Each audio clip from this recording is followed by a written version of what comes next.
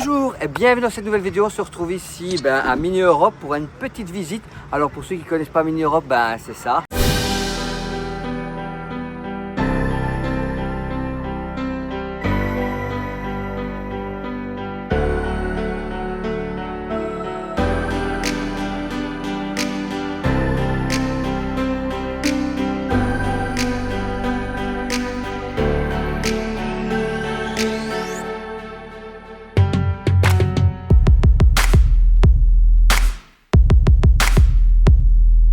Je vais découvrir avec vous ce lieu touristique. Je suis accompagné du pape. Pape est ici ce week-end. Première fois pour Mini Europe. Première fois pour Mini Europe, ça va? Sur ce, on vous laisse. L'entrée vraiment doit être par là-bas. Ah, donc tu penses qu'on va devoir faire tout le tour? On n'est pas encore...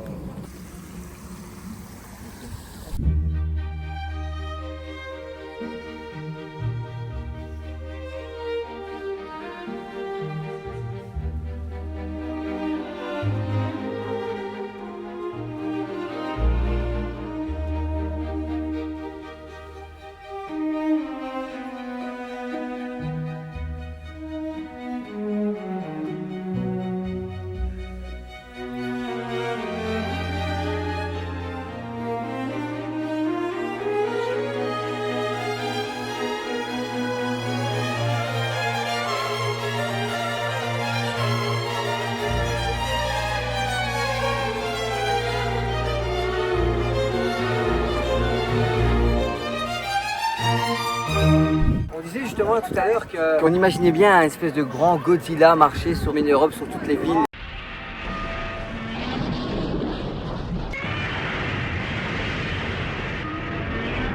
Ça a donné envie de collectionner, si c'était un collectionneur de Godzilla. Ouais. Et tu me disais quoi, papa?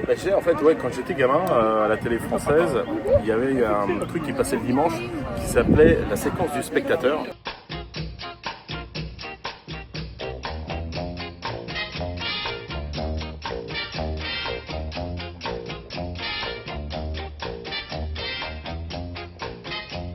Et un jour, dans ces trois extraits, il y avait un extrait d'un film Godzilla, mais certainement des années 60, parce que je te parle de ça, moi c'était les années 70. Ouais.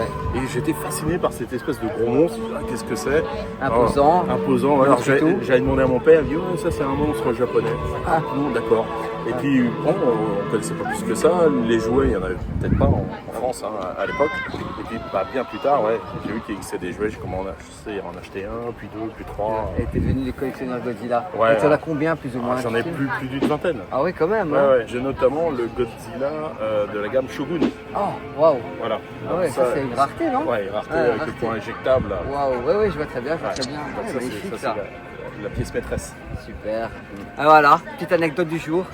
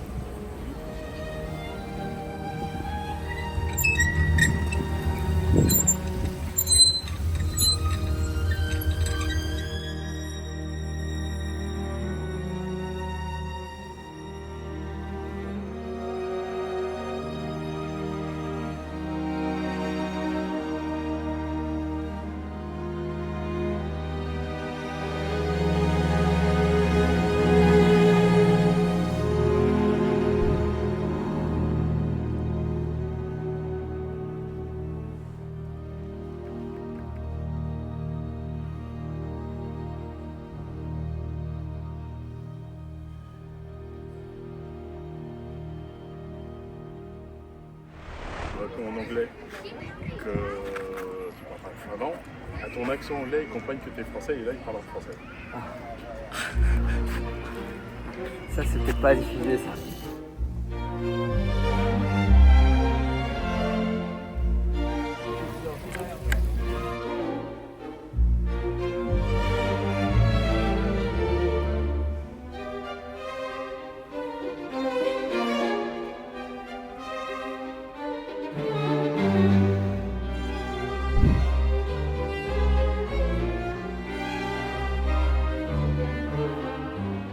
Alors Sherlock Holmes, la petite cabine téléphonique, t'as pas connu ça, toi, hein, J'ai vu Boris Johnson, il me semble. Ouais. Là, c'est lui là.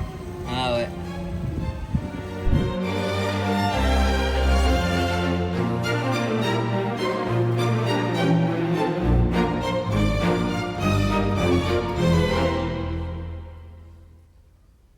Tout le monde criait, disait, mais c'est horrible, c'est monstrueux. C'est vrai que par rapport aux autres bâtiments de Paris, ça choquait. Ouais, mais c'est maintenant, imposant, hein. mais c'est de l'art moderne quelque part ce bâtiment. Ouais. C'est ça qui est intéressant. On dirait que c'est pour une grosse usine ou un truc.